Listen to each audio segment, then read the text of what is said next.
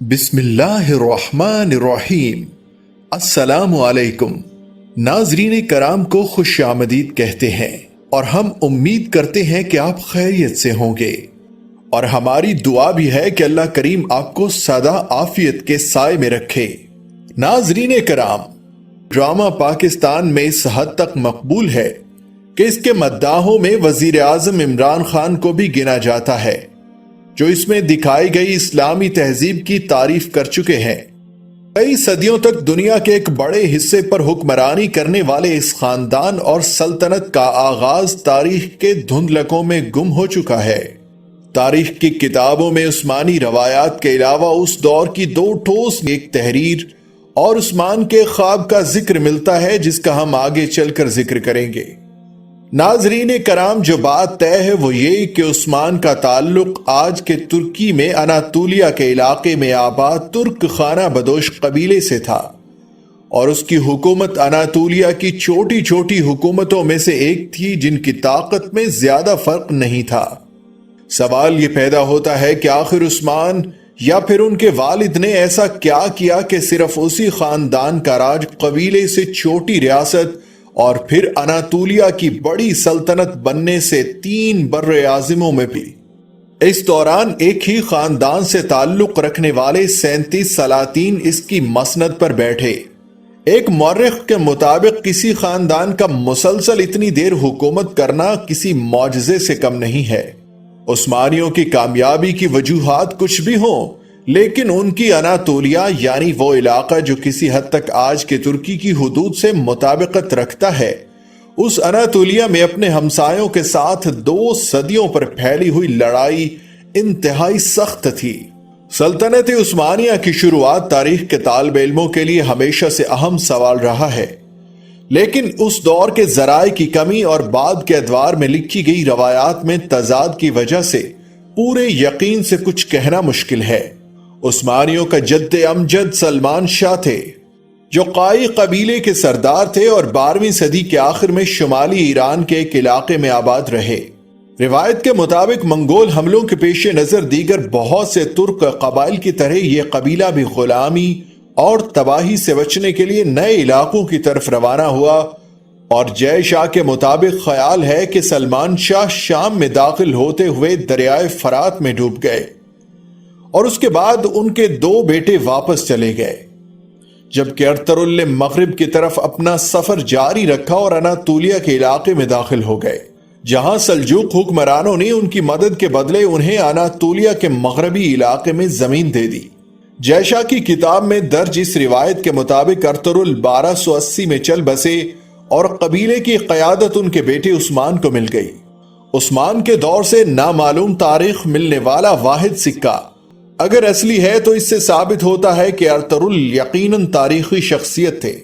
اس سکے پر درج ہے جاری کردہ برائے عثمان ولد ارطغرل۔ عثمان کا اپنے نام پر سکہ جاری کرنا ثابت کرتا ہے کہ وہ اس وقت صرف ایک قبائلی سردار نہیں تھے، بلکہ اناطولیہ میں اپنے آپ کو سلجوق منگول سلطنت کے سائے سے باہر ایک خود مختار امیر سمجھنا شروع ہو چکے تھے۔ مورخ کہتے ہیں کہ عثمانیوں کو پہلی بار ذکر سن 1300 کے قریب ملتا ہے۔ اس وقت کے ایک بازنطینی مورخ نے لکھا کہ سن 1301 میں بازنطینی فوج کا سامنا عثمان نامی ایک شخص کی فوج سے ہوا۔ جنگ بافیوس کہلانے والی یہ لڑائی قسطنطنیہ موجودہ استنبول کے قریب لڑی گئی تھی، اور اس میں بازنطینی فوج کو بری طرح شکست ہوئی، لیکن عثمانیوں کا بازنطینی سلطنت کی برابری کرنے میں ابھی بہت وقت تھا، اور جب ایسا ہوا تو اس کے ساتھ ہی ایک خاندان کا اچانک گمنامی سے نکل کر اتنا آگے آنے کے بارے میں کئی کہانیوں نے بھی جنم لیا۔ عثمانی اس لحاظ سے خوش قسمت تھے کہ ان کا علاقہ قسطنطنیہ کے قریب تھا، جس سے کبھی بھی کامیابی کی صورت میں بڑا انعام یقینی تھا۔ سلطنت عثمانیہ کے آغاز کے بارے میں سب سے زیادہ سنے جانے والی روایت کے مطابق عثمان نے اپنی ابتدائی کامیابیوں کے بعد ایک خواب دیکھا تھا۔ اس خواب میں انہوں نے دیکھا کہ ایک درویش شیخ ادی باری کے سینے سے چاند نمودار ہوتا ہے اور اس کے اپنے سینے میں داخل ہو جاتا ہے۔ اس کے ساتھ ہی اس کے پیٹ سے ایک بہت بڑا درخت نکلتا ہے جس کا سایہ پوری دنیا پر چھا جاتا ہے۔ اس درخت کی شاخوں کے نیچے چشمے بہتے ہیں جن سے لوگ پانی پیتے ہیں اور کھیت سیراب ہوتے ہیں۔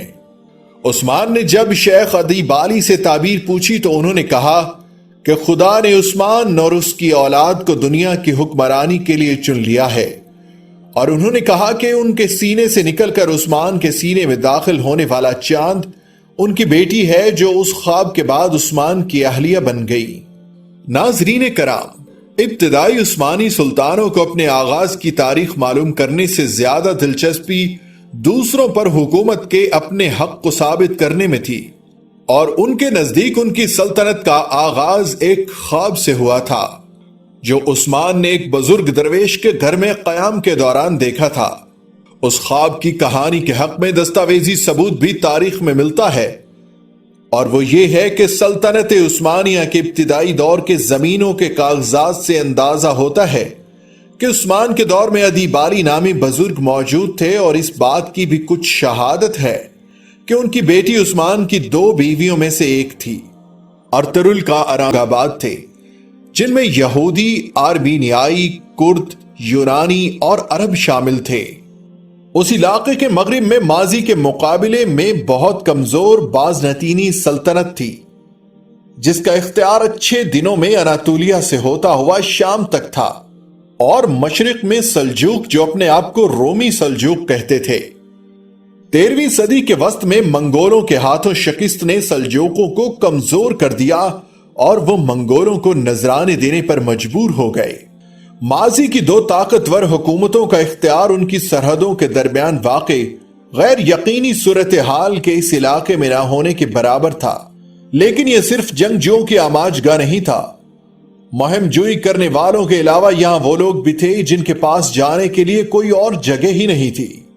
فنکل فرنٹیئر کے اس علاقے کی جہاں سلطنت عثمانیہ کی بنیاد رکھی گئی، تصویر کھینچتے ہوئے بتاتی ہے کہ اس علاقے میں خانہ بدوشوں، نیم خانہ بدوشوں، لٹیروں، فوجی مہمات کے شوقینوں، مختلف پس منظر والے غلاموں، راہبوں اور بکھری ہوئی آبادیوں کے دورے کرتے پادریوں، پناہ کی تلاش میں نکلے ہوئے بے گھر کسانوں، شہر والوں، سکون اور مقدس مقامات کی متلاشی ہے۔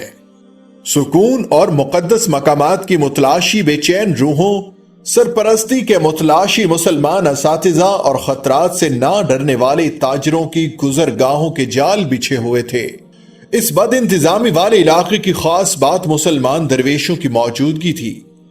مسیحی راہبوں کی طرح وہ بھی ہر وقت سفر میں رہتے یا پھر اپنے پیروکاروں کے درمیان قیام کرتے، اور ان کی زندگی روایات کا حصہ بن گئی۔ درویشوں کی کھولیاں علاقے میں اسلام کی اس تصویر کی نشانیاں تھیں جو اناطولیہ میں سلجوقوں کی سلطنت کے سنی اسلام کے ساتھ عام تھا۔ ترک خانہ بدوش جب اناطولیہ آئے تو صوفی بزرگ بھی ان کے ساتھ ہی آ گئے، جس پر طاقتور سلجوق حکمرانوں کو کوئی اعتراض نہیں تھا، کیونکہ وہ ان صوفیوں کی لوگوں میں مقبولیت کی وجہ سے اپنے علاقوں سے نکل جانے پر خوش تھے۔ اس عمل میں کچھ مسیحی ہلاک اور اپنا علاقہ چھوڑ کر جانے پر مجبور ہوئے، لیکن زیادہ تر اپنی جگہ پر رہے، اور کچھ نے اسلام بھی قبول کیا۔ سوگت کے علاقے، یعنی جس کے بارے میں کہا جاتا ہے کہ یہ ارطغرل کو سلجوق سلطان سے ملا تھا، اس سوگت کے علاقے میں ارطغرل کے نام کی ایک چھوٹی سی مسجد اور ایک مزار ہے جس کے بارے میں کہا جاتا ہے کہ وہ ارطغرل کے بیٹے نے ان کے لیے بنائی، اور پھر جس میں عثمان کے بیٹے ارحان نے اضافہ کیا۔ اس مسجد اور مزار پر اتنی بار کام ہوا ہے کہ اس کی پہلی تعمیر سے کوئی نشانی نہیں بچی، اس لیے کسی عمارت کے بارے میں پورے اعتبار سے نہیں کہا جا سکتا کہ وہ عثمان کے دور کی ہے۔ 19ویں صدی کے آخر میں سلطان عبد الحمید دوم نے کمزور ہوتی سلطنت کی ساکھ بہتر کرنے کے لیے اپنے آباء و اجداد کی شہرت کا سہارا لینے کی کوشش کی، اور سوگت میں ارطغرل کا مزار از سر نو تعمیر کیا اور عثمانی شہیدوں کا ایک قبرستان بنایا۔ امریکن یونیورسٹی آف بیروت کے ماہر بشریات جوش کارنی نے مڈل ایسٹرن ریویو میں شائع ہونے والے ایک مضمون میں سوال اٹھایا کہ ترک حکومت نے کئی مشہور کرداروں کو چھوڑ کر آخر ارطغرل ہی کا انتخاب کیوں کیا۔ جوش کارنی کہتے ہیں کہ سلطنت عثمانیہ میں سلطان سلیمان 1520 تا 1566 اور عبد الحمید دوم 1876 تا 1909 کی شہرت ارطغرل سے بہت زیادہ ہے، لیکن ارطغرل پر ٹی وی سیریل بننا بغیر وجہ نہیں ہے۔ ترک ٹی وی چینل TRT کی دنیا بھر میں انتہائی کامیاب سیریز ڈیرلش ارطغرل ان کے قائی قبیلے کی اناطولیہ میں مختلف دشمنوں سے لڑتے ہوئے پیش رفت پر مبنی ہے۔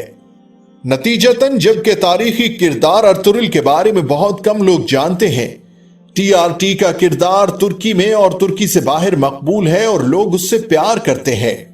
سن 2018 میں لکھے گئے اس مضمون میں کارنی کہتے ہیں کہ اس سیریز کے کئی پہلو ترکی میں ہونے والے آئینی ریفرنڈم کے اشتہاروں میں واضح تھے، جس سے کوئی شک نہیں رہتا کہ تاریخ اور پاپولر کلچر کو سیاسی فائدے کے لیے اکٹھا کر دیا گیا ہے۔ کارنی کہتے ہیں کہ ایک ایسے کردار کے بارے میں ٹی وی سیریل بنانے میں جسے لوگ نہیں جانتے، آسانی یہ ہے کہ اس کو کسی بھی رنگ میں پیش کیا جا سکتا ہے، جبکہ مقبول شخصیات کی خوبیوں اور خامیوں کے بارے میں لوگ آگاہ ہوتے ہیں۔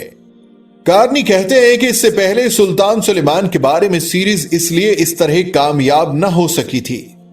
ارطغرل کے بارے میں سیریز بنانا ایسے ہی تھا جیسے خالی سلیٹ پر مرضی کے رنگ بھرنا۔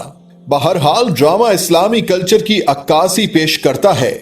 دوستو، ہم امید کرتے ہیں کہ آپ کو ہماری آج کی یہ ویڈیو ضرور پسند آئی ہوگی۔ اگر آپ کو یہ ویڈیو اچھی لگی ہے تو آپ اسے سوشل میڈیا پر شیئر کر سکتے ہیں تاکہ آپ کے دوست احباب کی بھی بہتر طور پر رہنمائی ہو سکے۔ ہمارے چینل کو اسی طرح دیکھتے رہیے۔ ہم پھر حاضر ہوں گے ایک نئے موضوع کے ساتھ۔ تب تک اپنا بہت سا خیال رکھیے گا۔ اللہ نگہبان۔